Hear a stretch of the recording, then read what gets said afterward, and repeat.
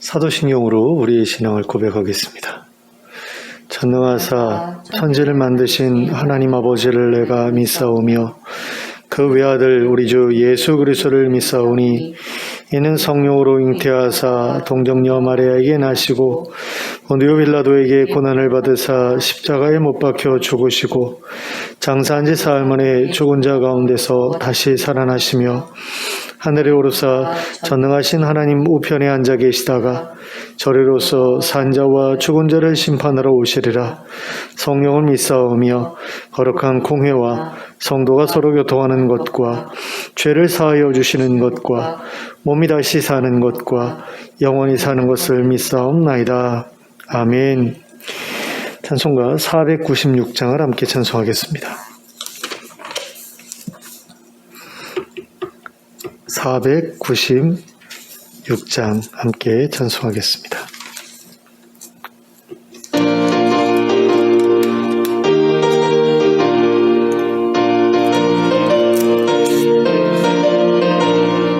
새벽부터 우리 사랑함으로써 저녁까지 시를 부려봅시다. 열매 차차이고 혹시 거둘 때에 기쁨으로 단을 거두리로다. 거두리로다. 거두리로다. 기쁨으로 단을 거두리로다. 거두리로다. 거두리로다. 기쁨으로 단을 거두리로다. 비가 오는 곳과 바람 부는 곳을 겁을 내지 말고 부려봅시다. 이를 맞춰놓고 혹시 거둘 때에 기쁨으로 단을 거두리로다. 거두리로다. 거두리로다. 기쁨으로 단을 거두리로다.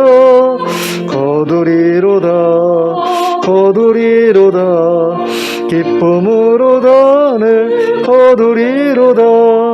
비가 때에 나지 아니할까 염려하며 심히 애탈지라도 나중 예수께서 칭찬하시리니 기쁨으로 단을 거두리로다. 거두리로다. 거두리로다. 기쁨으로 단을 거두리로다. 거두리로다. 거두리로다. 기쁨으로 단을 거두리로다. 아멘. 예, 찬송가 587장을 찬송하겠습니다. 587장입니다.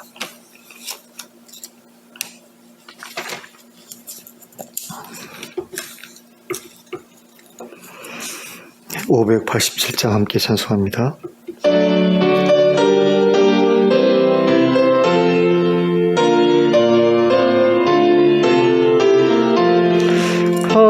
감사하는 성도여 주수 찬송 부르세.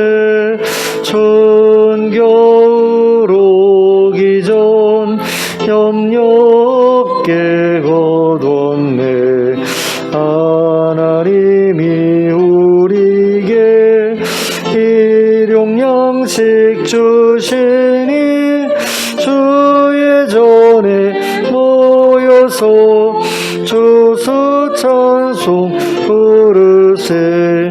이 세상은 밭이요 주는 씨를 뿌리네. 좋은 곡식 싹날 때 바라지도 나도다.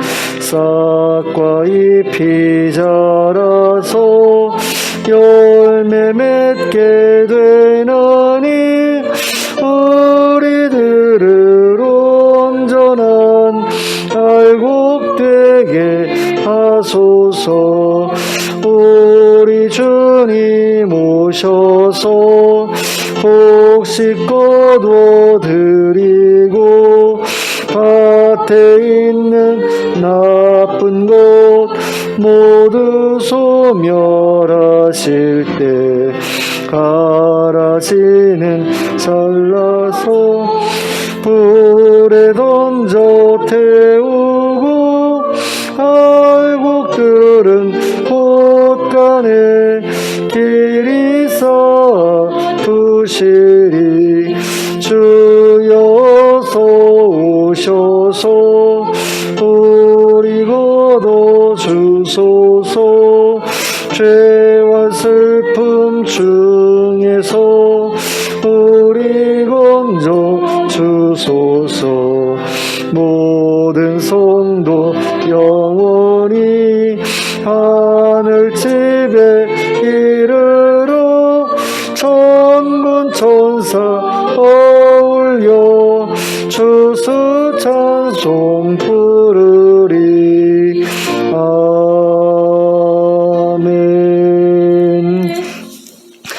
하나님의 말씀 누가복음 8장 4절부터 15절까지 말씀입니다. 누가복음 8장 4절부터 15절까지 합독하도록 하겠습니다. 시작. 각 동네 사람들이 예수께로 나와 큰 무리를 이루니 예수께서 비유로 말씀하시되 씨를 뿌리는 자가 그 씨를 뿌리러 나가서 뿌릴새 더러는 길가에 떨어짐에 밟히며 공중의 새들이 먹어버렸고 더러는 바위 위에 떨어짐에 싹이 났다가 습기가 없으므로 말랐고 더러는 가시떨기 위에 떨어짐에 가시가 함께 자라서 기운을 막았고 더러는 좋은 땅에 떨어짐에 나서 100배의 결실을 하였느니라. 이 말씀을 하시고 외치시되 들을 귀 있는 자는 들을지어다. 제자들이 이 비유의 뜻을 물으니 이르시되 하나님 나라의 비밀을 아는 것이 너희에게는 허락되었으나 다른 사람에게는 비유로 하나니 이는 그들로 보아도 보지 못하고 들어도 깨닫지 못하게 하려 함이라. 이 비유는 이러하니라. 씨는 하나님의 말씀이요 길가에 있다는 것은 말씀을 들은 자니 이에 마귀가 가서 그들이 믿어 구원을 얻지 못하게 하려고 말씀을 그 마음에서 빼앗은 것이요 바위 위에 있다는 것은 말씀을 들을 때에 기쁨으로 받으나 뿌리가 없어 잠깐 믿다가 시련을 당할 때에 배반하는 자요 가시떨비에 떨어졌다는 것은 말씀을 들은 자이나 지내는 중 이생의 염려와 재물과 향락의 기운이 막혀 온전히 결실하지 못하는 자요 좋은 땅에 있다는 것은 착하고 좋은 말씀으로 말씀을 듣고 지키어 인내로 결실하는 자니라. 아멘. 오늘 우리가 함께 읽은 본문에는 예수님께서 각 동네에 다니시면서 가르치셨던 말씀 한 가지가 기록되어 있습니다. 그런데 이 말씀은 평지설교에서 하셨던 말씀과는 다르게 비유로 되어 있는 것을 볼 수 있습니다. 예수님은 이 비유에서 씨를 뿌리는 자가 그 씨를 뿌리러 나가서 뿌렸을 때 여러 종류의 땅에 떨어진 씨들이 어떻게 되었는지에 대해 말씀해 주셨습니다. 그런데 이 비유가 어느 한 동네에서만 말씀하신 게 아니라는 부분이 굉장히 중요합니다.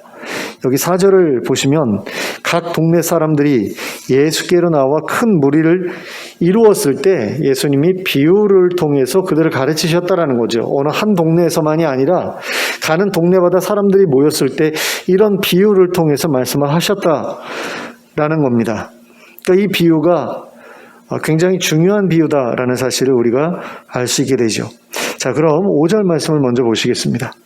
씨를 뿌리는 자가 그 씨를 뿌리러 나가서 뿌릴새 더러는 길가에 떨어짐에 밟히며 공중의 새들이 먹어버렸고, 자, 예수님이 가장 먼저 말씀하신 땅은 바로 길가였습니다. 그리고 그 길가에 떨어진 씨는 사람과 동물들의 발에 밟혔고 공중의 새들에게 먹혀버렸다고 하였습니다. 그러면 예수님께서 이 비유를 통해 가르쳐주고자 하셨던 것은 무엇이었을까요? 그에 대한 설명이 11절과 12절에 기록되어 있습니다.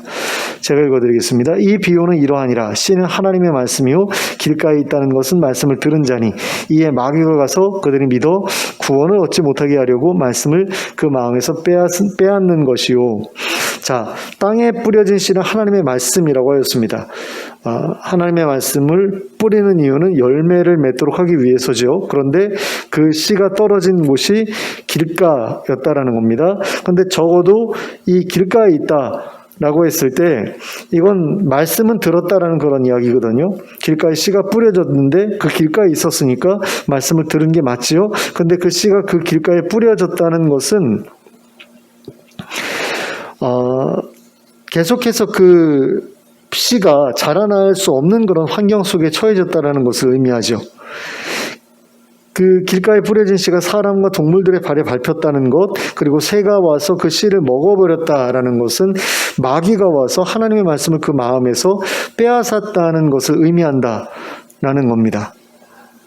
그러면 마귀가 그런 짓을 한 이유는 무엇입니까? 그들이 믿어서 구원을 얻지 못하게 하려는 것이다.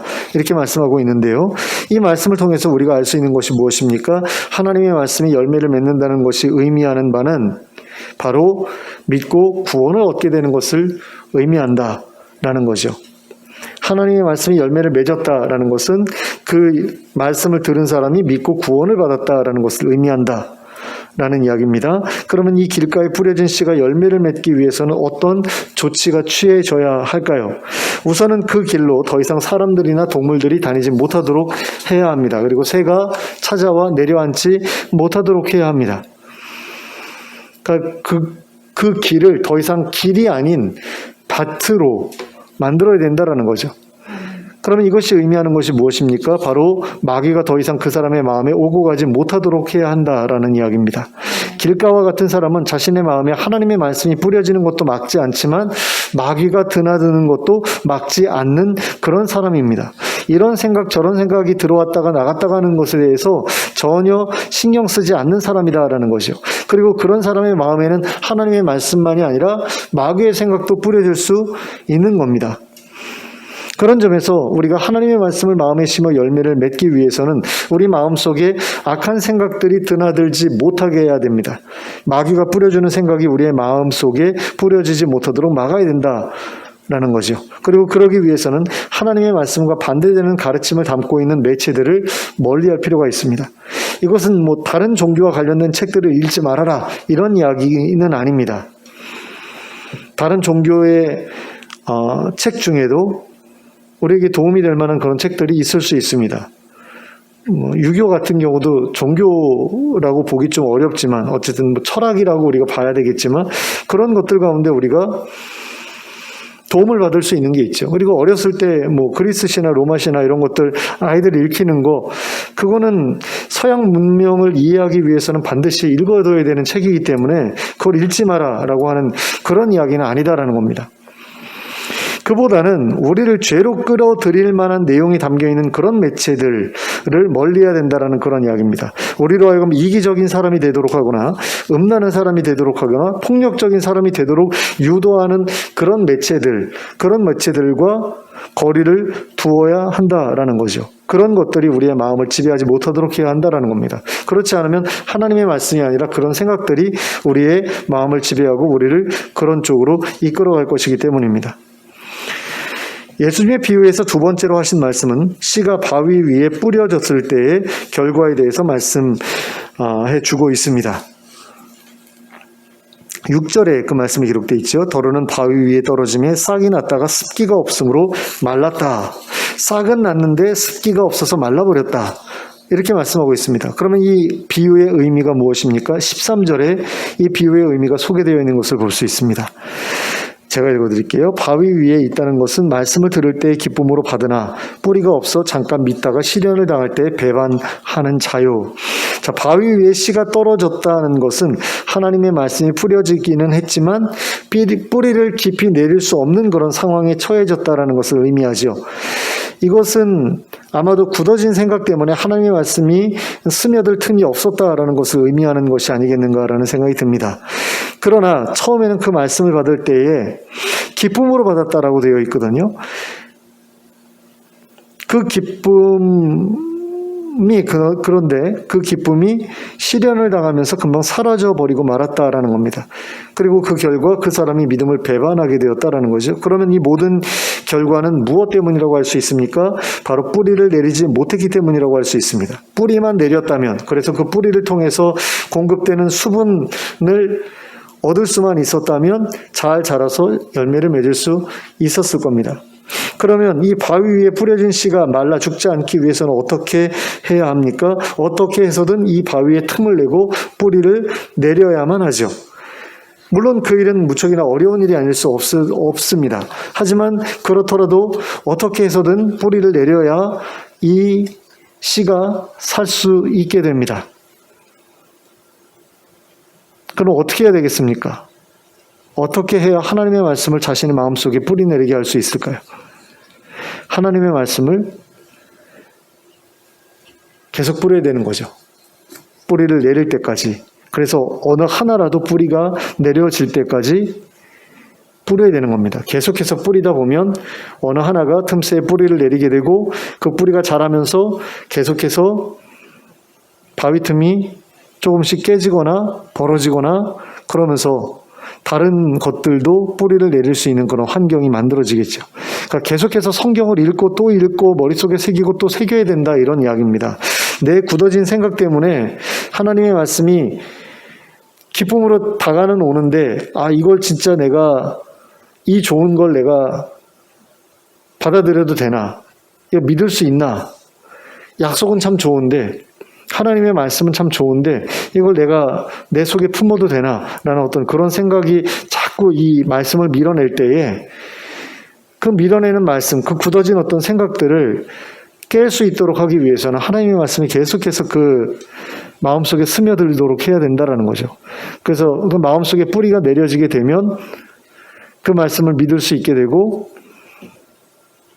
그러면 구원에 이르게 되는 거죠. 그러니까 길가든 바위든 아니면 뒤에 이어지는 가시떨기든 간에 이런 방해물이 있다고 해가지고 저 사람은 싹수가 노란 사람, 더 이상 소망이 없는 사람, 저 사람들은 아예 버려진 사람 이렇게 생각해서는 안 된다라는 거죠.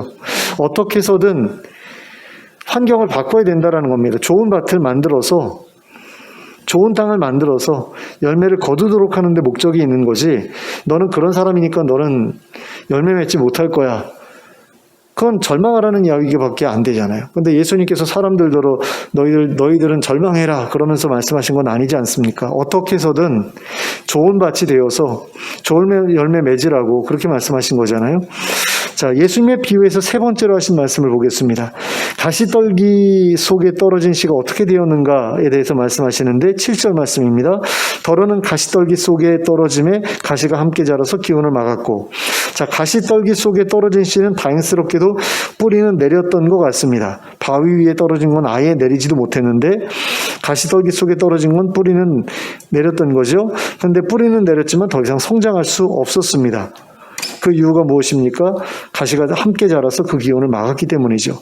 씨가 싹을 틔우고 계속해서 자라나는 데 필요한 에너지를 곁에서 자꾸 빼앗아가는 그런 존재가 있었기 때문이라는 겁니다. 자, 그러면 이 비유의 의미는 무엇입니까? 14절 말씀을 함께 보겠습니다. 가시떨기에 떨어졌다는 것은 말씀을 들은 자이나 지내는 중 이생의 염려와 재물과 향락의 기운이 막혀 온전히 결실하지 못하는 자요. 자, 가시떨기에 떨어졌다는 것은 말씀을 듣기는 들었고 그 뿌리도 내렸지만 이생의 염려와 재물과 향락의 기운을 쏟느라 온전히 결실하지 못한 것이다. 이렇게 말씀하셨습니다.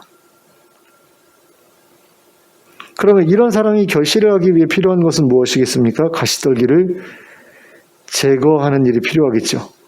이생의 염려와 재물과 향락을 마음속에서 털어내는 그런 일을 해야 한다라는 겁니다. 염려, 이생의 염려는 어떻게 됩니까? 하나님께 맡겨드려야 되죠. 하나님을 의지해서 더 이상 내가 장래의 일에 두려움을 갖지 않겠다. 이런 어떤 결단들이 있어야 되지 않겠습니까?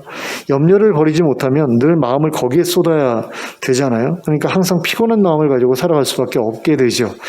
그런 염려를 어떻게 해서 쳐낼 수 있을 것인가 라고 했을 때 결국에는 그 가시떨기를 압도할 수 있는 어떤 그런 세력이 있어야 되지 않겠는가 라는 그런 생각이 듭니다. 그러니까 하나님의 말씀이 계속해서 뿌려져야 된다라는 그런 생각이 들어요. 그러니까 바위 위에 뿌린 씨앗들이 말라 비틀어진다고 해가지고 더 이상 뿌리기를 그만두어야 되느냐라고 했을 때 그 바위를 뽑아내든가 아니면 바위를 깨뜨릴 만한 어떤 그런 세력들이 거기에 달라붙게 해야 되는가. 결국 그 차이인데 가시떨기도 결국은 뽑아내야 될 것이지만 근데 뽑아낼 수 없다라고 한다면 하나님의 씨를 계속 뿌리는 것밖에는 없는 거죠. 그래서 염려를 이겨낼 수 있는 어떤 힘을 말씀으로부터 얻도록 그렇게 해야 된다라고 볼 수 있겠습니다. 또 재물은 적당한 수준에서 만족하고 더 욕심내지 말아야 되는데 재물이 많으면 염려가 덜할 것이고 향락을 즐기는 데도 부족함이 없을 것이기 때문에 많은 재물을 통해서 염려를 덜하고 향락을 누리려고 하는 어떤 그런 욕심 때문에라도 재물에 대한 욕심을 포기하지 못하게 되는 경우가 생기죠. 그런데 재물을 계속해서 그런 목적으로만 모은다고 한다면 그 사람은 절대로 주변 사람들을 돕는 일에 자신의 재물을 사용할 수 없을 것입니다. 그리고 하나님 나라에 어울리는 사람으로 준비될 수도 없겠죠. 그런 점에서 이제 재물에 대해서도 적당한 수준에서 내가 소유하겠다라는 그런 마음을 품어야 되는데 이것도 결국에는 하나님의 말씀이 계속 심겨지지 않으면 불가능한 일이 아니겠는가라는 생각이 듭니다. 또한 향락에 대한 관심도 내려놓아야 되는데요. 적당한 정도에서 즐겨야 되는 것인데 인생의 목표를 아예 즐기는 데에다가 두게 되면 인생을 낭비하는 그런 일밖에는 못하게 되죠. 가치 있는 일, 하나님 나라 백성으로 준비되는 그런 일에 헌신할 수 없게 된다라는 겁니다. 그래서 이런 것들을 우리가 벗어버려야 되는데 이런 것을 어떻게 벗어버리겠어요? 이런 것을 어떻게 우리의 인생 가운데서 우리의 마음속에서 제거할 수 있겠습니까? 결국에는 하나님의 말씀밖에 없는 거거든요. 그러니까 길가 같은 경우도 어떻게 보면 마찬가지라고 할 수 있어요. 마귀가 계속해서 물어가면 먹어치우면 그 먹어치우는 것 이상으로 말씀을 뿌리면 되는 거죠. 그러니까 물량 공세밖에는 없다라는 그런 생각이 들어요. 그 물량 공세를 통해서 결국에 그 다른 것들을 떨어내는 어떤 그런 것밖에는 없다라는 겁니다. 그래서 길가에서 물량 공세를 통해서 더 이상 악한 생각이 자리 잡지 못하게 너무나 좋은 생각들이 머릿속에 가득 차가지고 나쁜 생각들은 들어올 어떤 공간조차도 없게 그렇게 만들어 버리면 해결이 되는 문제거든요. 바위도 마찬가지고 가시떨기도 마찬가지죠. 바위 위에 떨어진 거의 문제가 시련이 문제겠습니까? 바위가 문제겠죠. 그죠? 근데 시련 같은 경우는 밖에서 오는 거 어떻게 못 오게 못 막잖아요. 결국에는 바위라는 어떤 그런 문제를 해결해야 되는 건데 그것도 결국에는 물량공세 밖에는 없고 가시떨기 역시 물량공세 밖에는 없다라는 그런 생각이 듭니다. 자, 예수님의 비유에서 네 번째로 하신 말씀은 좋은 땅에 뿌려진 씨가 어떻게 되었는가에 대한 것인데요. 8절을 함께 보시겠습니다. 더러는 좋은 땅에 떨어짐에 나서 100배의 결실을 하였느니라. 이 말씀을 하시고 외치시되 들을 귀 있는 자는 들을지어다. 외치셨대요. 그냥 말씀하신 게 아니라 외치셨대요. 그러니까 니들 가운데 누가 이걸 알아듣겠는가? 알아들으면 너희 참 귀한 사람들이야 라는 그런 이야기였겠죠. 자, 근데 이제 한번 생각을 해보겠습니다. 좋은 땅에 떨어진 씨가 뿌리도 내렸고 100배의 결실도 했다라고 되어 있는데 이것의 의미가 무엇입니까? 15절에 기록되어 있죠. 좋은 땅에 있다는 것은 착하고 좋은 마음으로 말씀을 듣고 지켜 인내로 결실하는 자니라. 자, 좋은 땅에 있다는 것은 착하고 좋은 마음으로 말씀을 들었을 뿐 아니라 그 말씀을 지키고 인내함으로 결실하는 것이다 라고 하셨는데요. 이 말씀을 통해 우리가 알 수 있게 되는 것은 하나님의 말씀을 들을 때에 좋은 마음, 착하고 좋은 마음으로 들어야 한다라는 겁니다. 그러면 악하고 나쁜 마음으로 말씀을 듣는 사람도 있을까요? 그런 사람도 있습니다. 하나님의 말씀에 반박하기 위해서 적대감을 가지고 하나님의 말씀을 듣는 사람도 있을 거예요. 예수님께서 전하신 하나님의 말씀을 적대적으로 들었던 사람들도 있죠. 바리새인들, 사두개인들 이런 사람들. 또 하나님의 말씀을 많이 아는 것으로 자랑하기 위해서 하나님의 말씀을 듣는 사람들도 있을 수 있습니다. 바리새인들처럼 하나님의 말씀을 열심히 공부해가지고 나는 이만큼 잘 알아 라는 것으로 과시하기 위해서, 자랑하기 위해서, 이게 착하고 좋은 마음은 아니죠. 그런 마음으로 듣는 사람들도 있을 수 있다라는 겁니다. 근데 하나님의 말씀을 그렇게 듣지 말라는 거죠. 어떻게 들으라는 겁니까? 착하고 좋은 마음으로 그 말씀이 말하고 있는 대로 내가 받아들이고 믿고 순종하겠다라는 마음 가지고 그 말씀을 들어야 된다라는 겁니다. 그런데 그런 마음으로 말씀을 들었다라고 해서 그것으로 끝이냐? 그거 아니다라는 거죠. 그 말씀을 지키고 인내해야 된다라는 겁니다. 왜 지키고 인내해야 합니까? 그 말씀을 빼앗아가려는 누군가가 있기 때문에 그렇죠. 그 말씀이 자라는 데 필요한 에너지를 빼앗아가려는 누군가가 있기 때문에 그렇습니다. 그러니까 하나님의 말씀을 뿌렸을 때, 그 말씀이 내 마음에 뿌려졌을 때 그것을 그냥 내버려두는 것이 아니라 지켜야 된다라는 겁니다. 간직하고 있어야 된다라는 거죠. 새겨서 잊지 않도록 해야 된다라는 겁니다. 그리고 그 말씀대로 살아가려고 애써야 된다라는 거죠. 하나님의 말씀이 자기 속에, 마음속에 뿌리 내리게 하고 계속해서 에너지를 공급받아 결실하도록 그렇게 해야 되는데, 그렇게 하는 일에 있어서 가장 중요한 요소가 무엇이냐? 바로 인내다라고 말씀하고 있는 것을 보게 됩니다. 왜냐하면 결실을 맺기까지 계속해서 방해가 찾아올 것이기 때문에 그렇습니다. 신앙생활이라고 하는 것은 우리 인생의 모든 기간에 걸쳐서 이루어지는 거죠. 단기간에 끝나는 것이 아닙니다. 우리의 평생이 걸려있는 일입니다. 그리고 그 기간 동안 씨를 뿌리는 일과 지키고 인내하는 일이 지속적으로 필요합니다. 그래야 마침내 결실할 수 있게 됩니다. 근데 그 결실이 무엇이라고 했습니까? 믿고 구원을 얻는 것이라고 했습니다. 예수님이 말씀하셨어요. 왜 마귀가 하나님의 말씀을 계속해서 제거하느냐? 믿고 구원받지 못하도록 하기 위해서다. 그럼 결실은 뭡니까? 믿고 구원받는 거죠. 이 구원이라는 것은 평생에 걸쳐 우리가 얻고자 해야 하는 것입니다. 한 번 결실을 했으니 더 이상 결실하지 않아도 되는 것이다. 이렇게 생각할 수도 있는데, 이 결실이 만약에 우리 인생의 끝에서 단 한 번 이루어지는 결실이라고 한다면 뭐 그렇게 볼 수도 있겠습니다.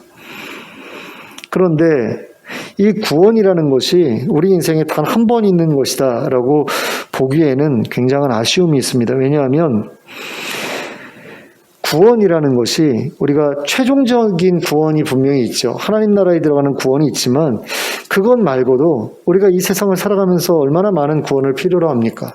얼마나 많은 어려움들, 얼마나 많은 시험들이 우리에게 찾아옵니까? 그런데 거기서는 구원받지 못하고 딱 죽을 때 한 번 구원받는다, 천국 갈 때 구원 한 번 받는다라고 한다면 그 구원은 얼마나 빈약한 구원이고 아쉬운 구원이겠습니까?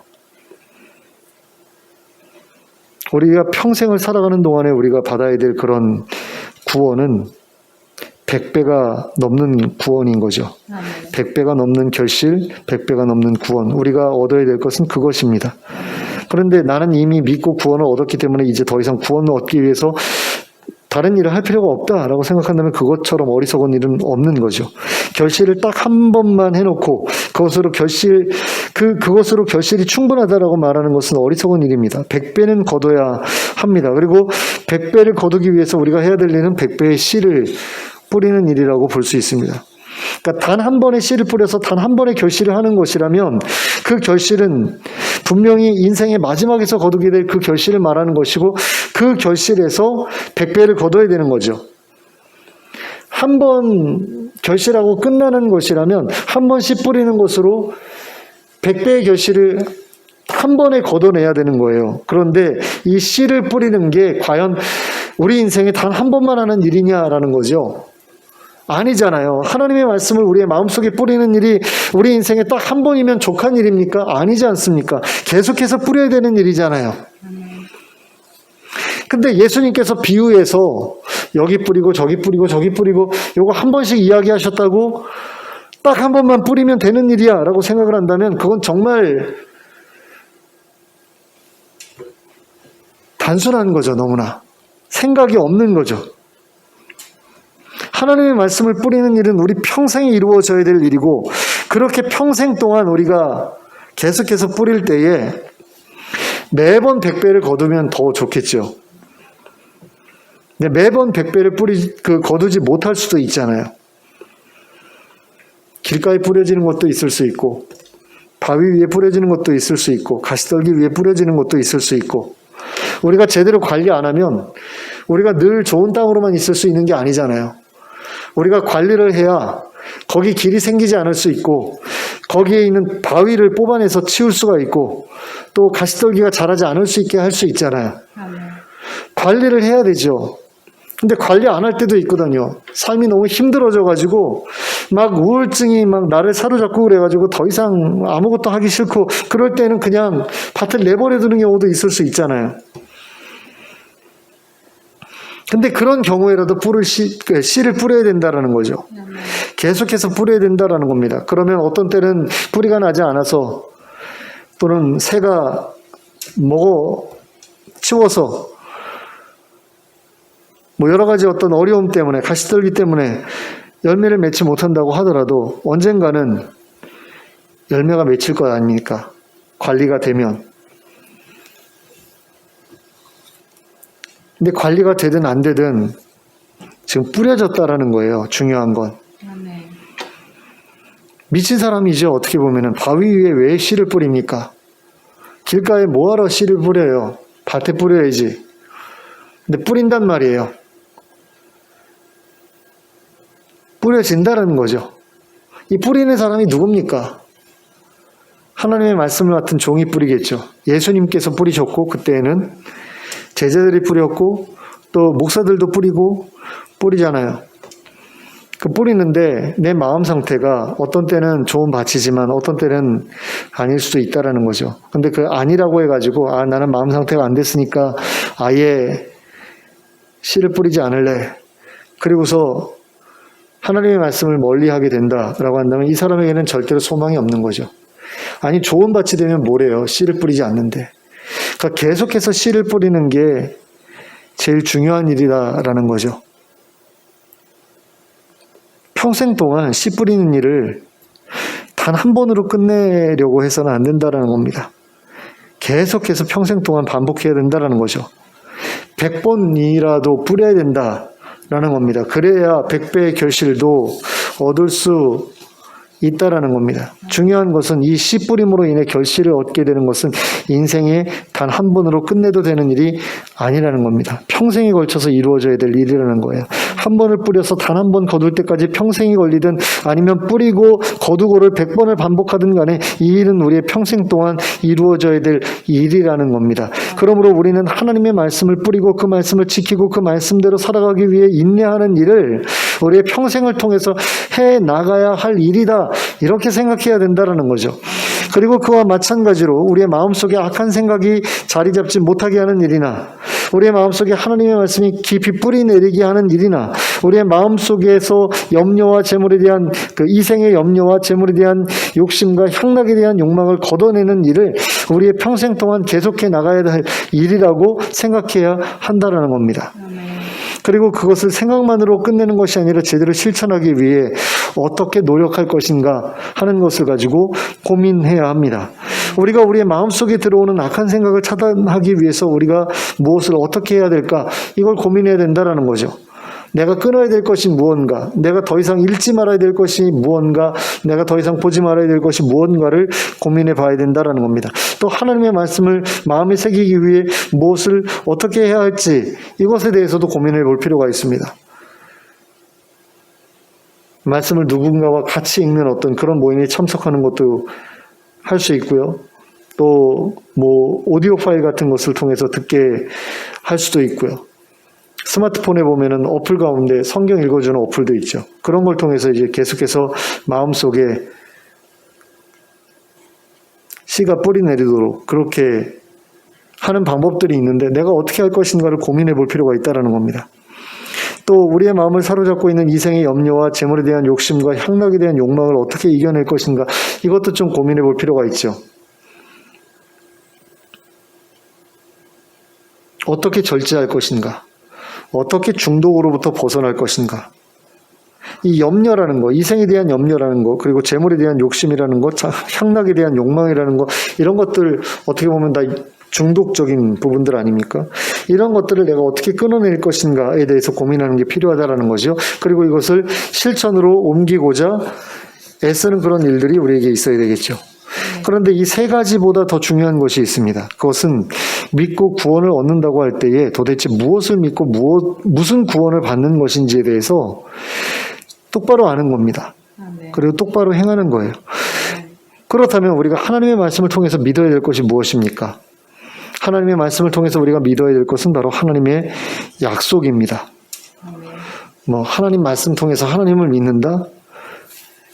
예수님을 믿는다? 이건 너무나 기본적인 것이기 때문에 당연한 것으로 놓아두고 하나님의 말씀을 통해서 우리가 믿어야 될 것은 하나님의 약속입니다. 그 약속이 무엇입니까? 하나님 나라를 주시겠다라는 거죠. 예수님께서 이 땅에 오셔서 전하셨던 복음이 무슨 복음입니까? 하나님 나라의 복음입니다. 그 하나님 나라를 주시겠다라는 게 복음인데 이 하나님 나라를 주시겠다는 약속에는 조건이 있습니다. 그 조건이 무엇입니까? 하나님 나라의 백성답게 준비되어야 된다는 거죠. 그래서 예수님께서 복음을 전하실 때 두 마디로 복음을 전하셨거든요. 회개하라 천국이 가까웠다. 이게 복음이었어요. 예수님께서 전하신 복음 그거였습니다. 세례 요한이 전했던 복음도 똑같았습니다. 회개하라 천국이 가까웠다라는 게 복음이었어요. 근데 거기서 약속이 무엇입니까? 약속이 하나님 나라죠. 천국이죠. 천국이 가까워왔다. 라고 했을 때 그 약속이 이제 이루어질 때가 되었다라는 것이기 때문에 그것이 복음일 수밖에 없는데 거기에 조건이 붙었죠. 회개하라는 조건이 붙었습니다. 회개를 하면 하나님 나라에 들어갈 수 있게 해주마 라는 겁니다. 근데 그 복음을 믿었다라고 하는 것은 무엇을 의미합니까? 그 조건에 동의했다라는 것을 의미하죠. 내가 믿겠습니다라고 했을 때 그 사람은 무엇을 또 해야 됩니까? 회개해야 되죠.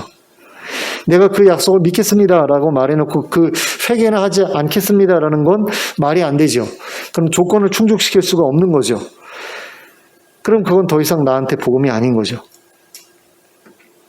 자, 우리가 받아야 될 복음이 무엇이냐? 바로 하나님의 백성이 되는 겁니다. 그게 우리가 받아야 될 구원이에요. 그래서 하나님의 백성이 되어서 하나님 나라에 들어가게 되는 것이 바로 구원이죠. 그 구원을 얻기 위해서 우리에게 필요한 게 여러 가지가 있습니다. 죄사함 받아야 되죠. 회개해야 되죠. 회개를 해야 죄사함을 받으니까. 근데 그걸로만 끝나는 게 아니다라는 겁니다. 하나님께서 말씀하신 그대로 순종하면서 사는 그것도 우리에게 필요한 일이다라는 거죠. 그런데 하나님 나라에 들어가는 것만 구원이 아니라 하나님 나라에 들어가기 전에 그 나라의 백성답게 이 땅에서 살아가는 것 역시 구원이다라는 것도 우리가 알아야 합니다. 하나님 나라의 백성답게 되어서 하나님 나라가 보장되어졌다라고 한다면 그때부터 그는 이미 구원을 받은 사람이나 마찬가지라고 할 수 있습니다. 그러므로 그는 구원받은 사람인 겁니다. 그것이 바로 그 사람의 열매인 거죠. 그러니까 내가 하나님의 백성답게 살게 되었다. 내가 하나님의 백성답게 살고 있다라는 것은 하나님 나라에 들어갈 충분한 자격을 내가 갖췄다라는 이야기이기도 하지만 내가 하나님 나라에 어울리는 사람이 되었다라는 그런 이야기이고 그것은 내 주변에 있는 사람들과 더불어서 하나님 나라를 누릴 수 있는 준비가 되었다라는 그런 이야기거든요. 그러면 내가 있는 그곳이 바로 하나님의 나라가 되는 겁니다. 그러니까 완성된 하나님의 나라가 따로 있지만 별개로 있지만 내가 하나님의 백성이 됨으로써 내 주변이 하나님 나라가 되는 거예요. 다른 사람들이 나에게 찾아올 때 나와 더불어 교제할 때에 나와 더불어서 관계 맺을 때에 그 관계 속에서 하나님 나라의 기쁨을 그 사람이 누릴 수 있게 되고 내가 누릴 수 있게 되는 거 이게 구원인 거라는 거죠. 이런 걸 한번 생각해 보세요. 우리 집이 지옥 같아요. 날마다 부부가 싸워요. 아이들은 빽빽 울고 집어 던지고 뭐가 날아다니고 그런데 그 가족 가운데 누군가가 하나님을 믿었어요. 하나님의 약속을 믿었어요. 하나님 나라에 대한 약속을 믿었어요. 그리고 내가 하나님의 백성답게 살기로 했어요. 그리고 하나님의 백성답게 살았더니 더 이상 다툼이 없어졌어요. 그래서 화목해졌어요. 천국이 됐어요. 이게 구원인 거죠. 아멘. 우리가 구원 그러면은 지옥 안 가고 천국 가는 구원만 생각하는데 구원은 단 한 번 주어지는 게 아니에요. 우리 인생에서 다윗이라는 사람이 하나님께 구해가지고 구원받은 횟수가 몇 차례입니까? 사울의 손에서 구원받았죠. 블레셋의 손에서 구원받았죠. 자기를 죽이려는 압살롬 손에서 구원받았죠. 다윗이 하나님을 의지해서 구원받은 게 몇 번이에요. 그런데 우리는 죽어서 가는 구원 한 번만 생각하면서 살아요. 그거 아니라는 거죠. 구원은 총체적인 거예요. 지금 내가 살아가고 있는 동안에 계속해서 누리다가 마지막으로 정말 완성된 어떤 그런 것으로 마무리 짓게 되는 게 그게 구원이거든요. 우리가 받아야 될 구원이거든요. 그런 구원을 계속해서 받기 위해서는 하나님의 말씀도 계속해서 우리가 붙들어야 된다는 거죠. 하나님의 말씀이 계속해서 우리의 마음속에 뿌려지고 그 뿌려진 마음을 계속해서 붙들고 하나님을 의지하면서 하나님의 도우심을 구함으로써 구원을 얻는 그것이 우리가 열매 맺는 그런 방식이라는 거예요. 그런데 그걸 단 한 번 내가 경험하는 것으로 만족하고 끝내겠다? 얼마나 어리석은 일이에요. 100배를 누릴 수가 있다라고 예수님께서 말씀하시는데 100배를 누려야죠. 자, 그 구원을 어떻게 받는다고요? 하나님의 백성으로 준비됨으로써 받을 수 있다고요. 그걸 우리가 기억해야 합니다. 그리고 인내함으로써 그 일을 감당해 나가야 되는 거죠. 하나님의 백성답게 살아가는 그것을 인내함으로써 지속적으로 우리가 순종하면서 이루어 갈 때에, 그래서 하나님의 백성으로서 부족함 없이 자신을 준비해 나갈 때에 우리의 구원은 단 한 번의 구원, 죽어서 가는 그 구원으로 끝나는 게 아니라 우리 평생 우리의 삶 가운데 차고 넘치는 구원으로 우리에게 찾아오게 될 것이다 라는 겁니다. 그게 100배의 구원인 거죠. 그게 바로 우리가 하나님의 말씀의 씨를 계속해서 뿌려야 되는 이유입니다. 물량 공세를 이길 것은 없습니다. 길가에도 계속 씨를 뿌리다 보면 열매가 나게 되어 있습니다. 바위도 마찬가지고요. 가시떨기도 마찬가지고요. 그거 치우면 좋겠죠. 근데 치우는 것조차도 사실은 하나님의 말씀을 우리가 믿지 않으면 그거 어떻게 치웁니까? 이생의 염려를 결심하지 않았는데 어떻게 이생의 염려를 없애버릴 수 있겠어요? 재물에 대한 욕심을 믿음 없이 어떻게 없애버릴 수 있겠습니까? 향락에 대한 그런 욕망을 믿음이 없이 어떻게 해결할 수 있겠어요? 결국에는 하나님의 말씀이 계속해서 뿌려지는 가운데 뭐라도 하나 뿌리를 내릴 수 있도록 만드는 일들이, 그 노력들이 지속되어야 된다는 거죠. 그래야지 언젠가는 결실할 수 있게 된다는 겁니다. 그렇게 씨를 뿌리는 가운데 이것도 치우고 저것도 치우고 그래가면서 어떻게든 좋은 땅 만드는 것과 씨를 뿌리는 일과 이건 같이 병행되어야 될 일이지 어느 하나를 먼저 해놓고 해야 될 그런 일이 아니라는 거죠. 우리는 농사를 지을 때 먼저 땅부터 고르죠. 돌부터 골라냅니다. 그 전에 담장부터 치나요? 밭이다. 여기까지가 밭이야. 경계선을 긋죠. 그리고 그 안에서 돌을 뽑아내죠. 그 다음에 잡초도 뽑아내죠. 근데 그 일과 씨를 뿌리는 일과 별도로 이어진다. 이렇게 생각하면 편하죠. 농사는 그럴 수 있죠. 하지만 마음밭에 서 이루어지는 그런 농사는 그것과는 조금 다른 것 같아요. 씨를 뿌리는 일 계속해야 되고, 경계선 치는 일 계속해야 되고, 돌 뽑는 일 계속해야 되고, 가시떨기 뽑는 일 계속해야 되고, 저는 그렇게 생각합니다. 그래서 예수님의 비유가 농사의 비유에서 말씀하신 것이지만, 그럼에도 불구하고 우리가 차이가 있다는 것을 기억하고 넘어갈 필요가 있습니다. 하나님의 말씀을 뿌리는 일과 다른 일들, 부정적인 농사의 부정적인 그런 영향력들이 미치지 못하도록 막는 일은 동시에 이루어져야 될, 병행되어야 될 일이라는 것을 우리가 기억했으면 좋겠습니다. 그리고 그런 가운데에서 우리가 한 번의 결실, 한 번의 추수만을 바라보면서 살아가는 것이 아니라 정말 계속적인 구원을, 계속적인 결실을 얻기 위해서 애쓰면서 살아갔으면 좋겠어요. 내가 하나님의 백성이 됨으로써, 하나님의 백성답게 삶으로써 이 땅에서 천국을 누리는, 천국에서 우리가 누리게 될 그 복을 미리 맛보고 경험하면서 살아가는 그런 일들이 우리에게 있었으면 좋겠습니다. 그러므로 날마다 하나님의 말씀의 씨를 뿌리기를 힘쓰고 또 그 뿌린 씨를 마음속에 뿌리내리게 하고 그 열매가 계속해서 맺혀지도록 지켜나가는 가운데 100배의 결실, 풍족한 결실, 100배의 구원, 풍성한 구원으로 하나님 나라에 합당한 삶을 이 땅에서도 누리고 또 그 나라에 들어가서도 누리는 우리 모두가 될 수 있기를 예수 그리스도의 이름으로 축원합니다. 아멘. 기도하겠습니다. 사랑의 하나님 아버지, 예수님께서 우리의 삶을 농사에 비유해서 말씀을 해주셨는데 하나님 결실에 방해가 되는 그런 것들을 다 제거하고 하나님의 말씀의 씨를 잘 뿌리고 잘 관리함으로써 열매 맺을 것을 우리에게 바라고 계신다는 것을 하나님이 말씀을 통해서 우리가 다시 한번 생각해 보았습니다. 하나님, 그 결실이 바로 구원이라고 하셨는데 그 구원이 우리가 평생 동안 한 번만 거두면 되는 구원이 아니라 살아가는 내내 거두어야 될 구원이라는 사실을 우리로 잊지 않게 하시고 그 구원을 이 땅에서 정말 풍성히 누리기 위해 하나님의 말씀 뿌리는 일을 게을리하지 않는 저희들 되게 해주시길 원합니다.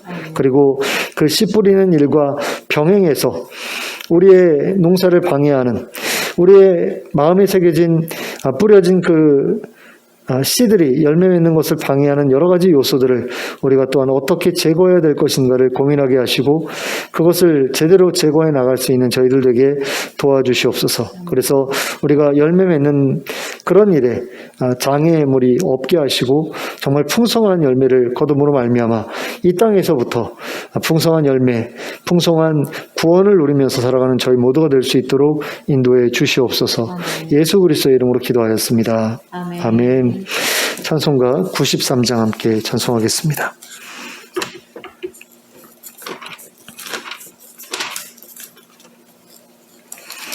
찬송가 93장 함께 찬송합니다.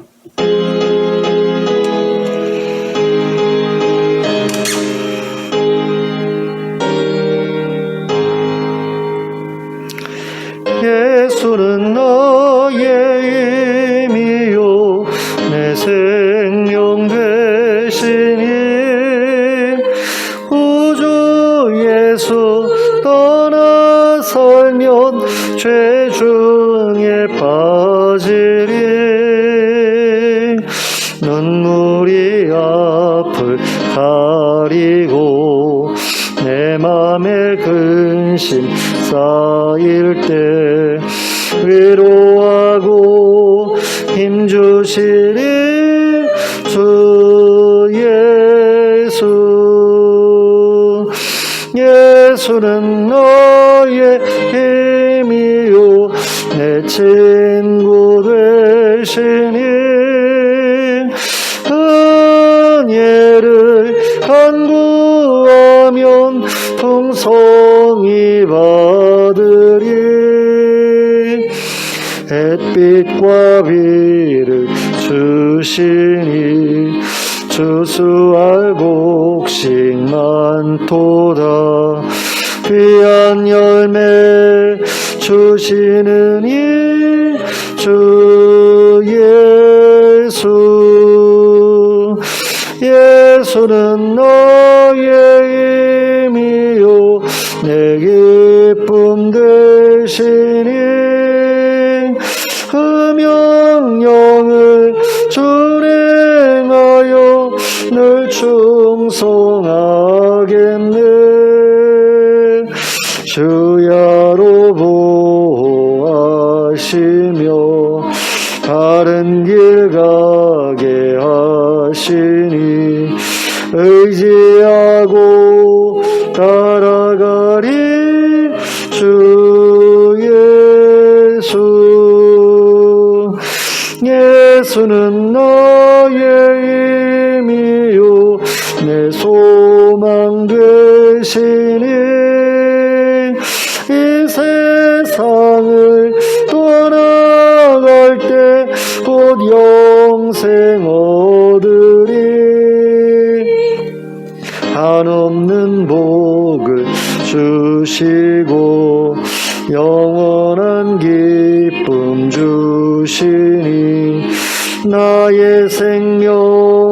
나의 기쁨 주 예수.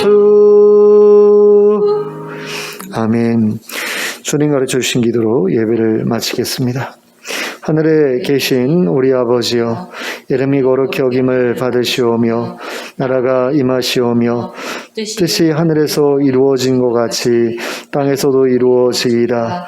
오늘 우리에게 일용할 양식을 주시옵고 우리가 우리에게 죄 지은 자를 사하여 준 것 같이 우리의 죄를 사하여 주시옵고 우리를 시험에 들게 하지 마시옵고 다만 악에서 구하시옵소서. 나라와 권세와 영광이 아버지께 영원히 있사옵나이다. 아멘.